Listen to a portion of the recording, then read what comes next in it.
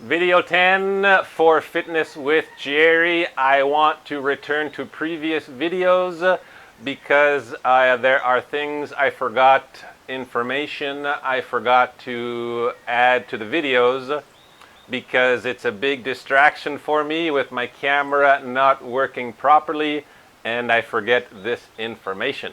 So the first one will be from video 1 where we did stretching against the wall. Legs are against the wall, back is flat on the ground. And there are two new ones to add. The first one, commonly known as the butterfly stretch.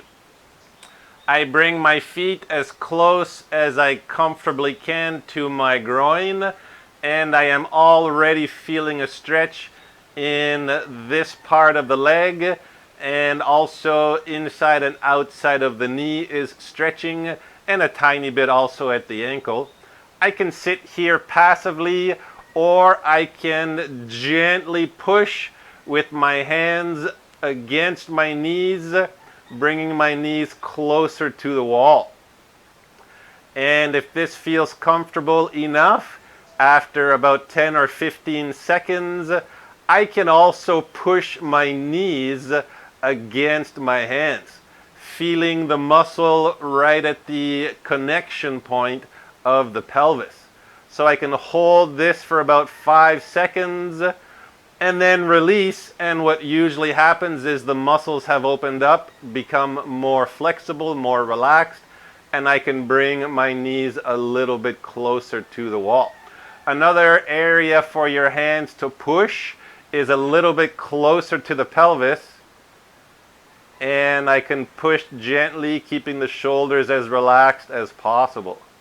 Same kind of thing, I can push up against my hands, feeling right at the connection point of the leg muscle and the pelvis, and then I can relax.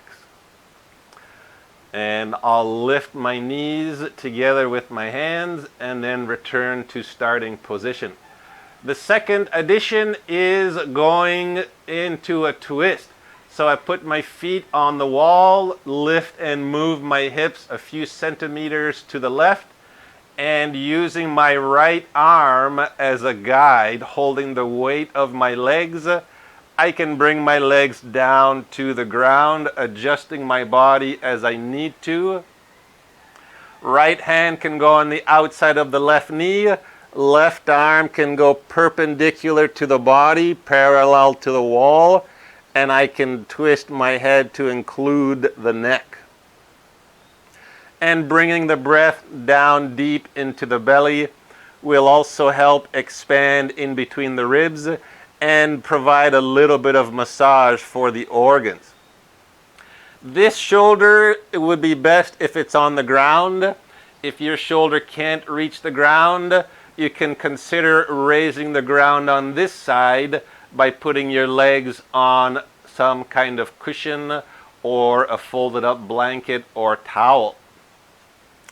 And then when you're done, you want to lift the legs with that arm. I have my right elbow on the ground, using that to support. As I lift my feet to the ground, I can move my hips back to center, and then I'll move them a few centimeters to the right, and then same method, I hold my legs with my left arm now and guide my legs to the left. Left hand can go on the outside of the right knee, right arm parallel to the wall, adjusting my body, and if I want to include the neck, I look towards that right hand. Nice gentle breaths. You can put your hand here to feel the expansion as your breathing comes in, and to feel the deflation as your breathing goes out. And when you're done, again using that left arm so that you're not using the muscles you just stretched, you want to lift the legs back up to starting position. And then there were other stretches that we went through in that first video. So that's the first two additions I wanted to add, and now we'll go to video 2 additions. With video 2, we had plank and side plank. So the first new one I want to show you, and I'll go sideways. In the plank position, starting with the regular rules as explained. Body is straight, pelvis tucked under, belly button to the spine, neck neutral, head neutral and not bowing down. So the addition is I bring my knee to my elbow. And then same thing on the other side. I can do 5 on one side, 5 on the other, or 1 at a time. Let me show you from this angle. So I'm going to bring my left knee to my left elbow. And then right knee to right elbow. You can also do the crossover. I bring my left knee now to my right elbow. And right knee to left elbow. So you can do 1 at a time, alternating each time, or you can do 5 in a row, 10 in a row. Totally up to you. On your knees, a little bit trickier, but same kind of thing. So here I am in plank on my knees. I want to protect my knees. And I'll just bring the knee to the elbow. And I can also do the crossover, knee to opposite elbow. Doing the same thing on both sides just to make everything balanced. Okay, so that's the first edition. Really good because it includes a lot more of the abdominal wall and you're going to get better training of this core area. Second new addition is going from hands to the forearm and elbow. So I am just lowering my body and then I lift it back up. To maintain the balance, you want to change which is the lead hand. Okay, let me go sideways. So I'm going to lower to my right elbow and forearm, and then left elbow and forearm, and then lift to my right hand, lift to my left hand. On your knees, very exact same thing. I lower to my forearm and elbows, and then I lift back up. Okay, so another good exercise, trains a bit more the upper body. Always keeping focus on what that pelvis is doing, making sure you're not compressing on the lower vertebrae. Another addition, this one is to the side plank. Here I have a very small weight, so I position myself inside plank and then I put the weight under my body. I grab the weight, lift up, and then I lower it and I can put it underneath my torso, get a little bit of a twist, and then bring it back up. This one you don't want to go too heavy with this resistance because there is a possibility of damaging if the weight's too heavy. On the knee, it would be exactly the same. So position yourself, body is straight. You can also be on the forearm. So I have the small weight in my hand. I lift up and then I lower, go underneath my torso, and then repeat. And you want to do the same number on both sides just to keep the balance. And the last addition, this is a little bit heavier. I have to first position it above my head, and then I will position myself in the plank position, getting a nice base so I have my feet separated. And then I'm going to do a press bringing my elbow down towards my body, and then back up. The forearm from the elbow to the hand needs to be perpendicular to the ground so you maintain the strength that's available. In this one you can go a little bit heavier. In my hand is a homemade kettlebell, weighs probably about 7 or 8 kilos. On the knees it would be the same thing. I lift up the weight above my head, come into side plank on the knee, and same rules apply. Body's straight, neck and head are neutral. I press the weight, bringing my elbow to my ribs, and I lift back up.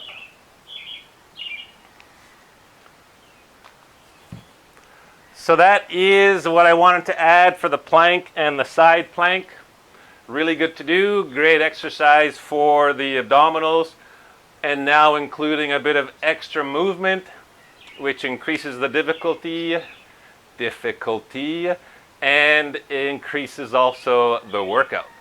So you could see when I had the weight above my head doing that press, that my body was trembling a little bit, which is really good for exercising all the muscles you need for stability around the shoulder, around the elbow and the wrist, and also the core.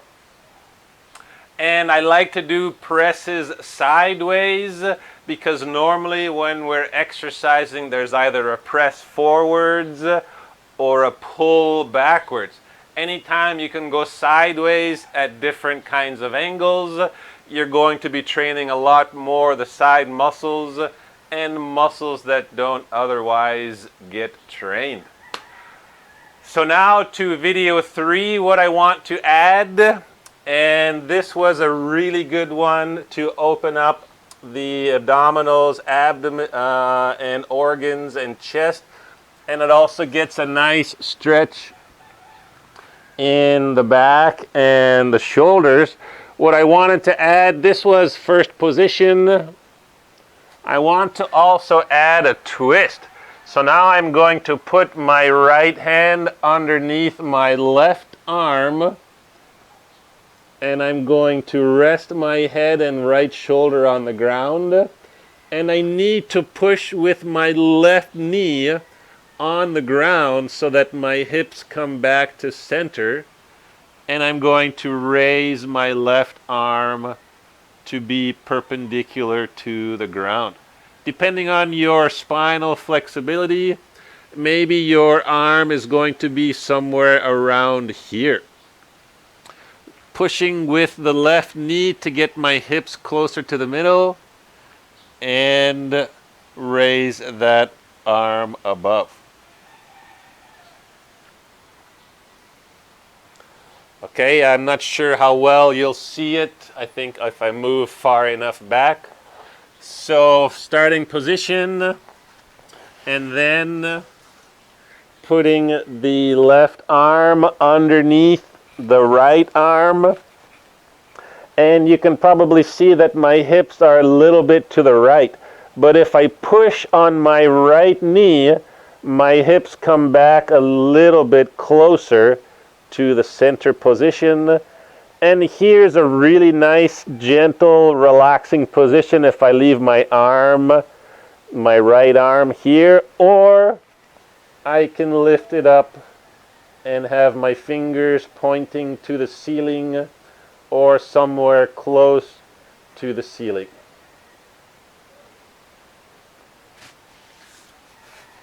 And then another addition, a little bit more difficult, is to raise the torso.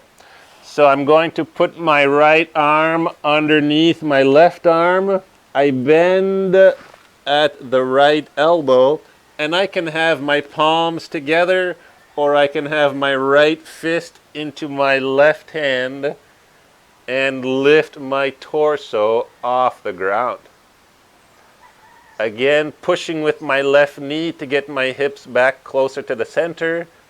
And if I have enough comfort, I can lift And now I'm training a lot more the muscles by my right shoulder and the muscles at the upper outside part of my back. I lower down, and then I bring my right shoulder back to the ground. Let me show you from this angle, see if it's better for you. So I put my left arm underneath my right arm. I bend and position my left elbow on the ground. I can have palms together or left fist into right palm. I lift my torso, push with my right knee to get my hips closer to the middle. And then if I want, I can raise that right arm. Lower down. And that was the exercise. Also, to add, when you're done this exercise, you can go into child's pose, which will release any kind of compression or compaction. And it's just always nice to go into this position because it's very comfortable. The knees are slightly separated, and I'm getting a decompression, a relaxing right here. Arms can be above your head, or arms can be by your sides. I can be on my forehead, or I can be with my head rotated to one of the sides, trying to balance, making sure if I stay 30 seconds on one side, I go 30 seconds on the other. So that was for video 3, and now we'll go to the last one. The last addition that I want to include is from video 9, where we did the forward bend. I want to show you, we did with the double leg and the rotation, but we didn't do with the single leg and the rotation. So here I have, my legs are straight in front of me. I am going to bend my right leg, and I need support for my right knee because it's not on the ground. And I also want support for my left knee, the ligaments underneath on the back side of my knee. So I put just a blanket that I rolled up, and it goes underneath my knee. And for the twisting, as with the double leg, you want to get your elbow. So I'm going to put my right elbow on the outside of my left shin. Then I rotate my wrist, elbow, and shoulder. And I take the outside of my left foot with my right hand. And then with some kind of support, I'll rest my head. And with my right hand, I grab the inside of my left foot and get a bit of a rotation, a twisting all the way up my spine, and including now my neck. And just gentle breathing as deep as possible into the abdomen. And I like to also lift my head, so I'm not using those muscles that I just stretched.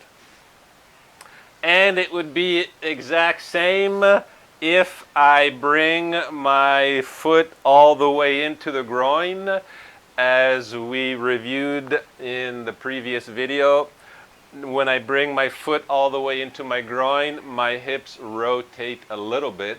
So now I have a little bit farther to travel to get my hand to my foot. So I support the back side of my right knee. I don't need the support, but maybe you do, because my knee is on the ground. If your knee is suspended, you should support it somehow just to protect this leg and the knee. And then I'm going to get my left elbow on the outside of my right shin. I can assist if I need to have that left hand grab the outside of the right foot. I support my head with something. I have a yoga block. And then my right hand takes the inside of my right foot, and I try to open up the shoulders as gently as possible, carrying my breath as deep down into the belly as is comfortable. And I can hold this for 30 seconds or a minute depending on how comfortable it is to you. And I'll always support the weight of the upper body as I lift myself back up. And I also forgot to show you with that video number 9 the forward bend with the legs spread apart. So now what I have is support under both knees to protect the ligaments at the back of the knee. And here I would come forward, whatever comfortable level you have.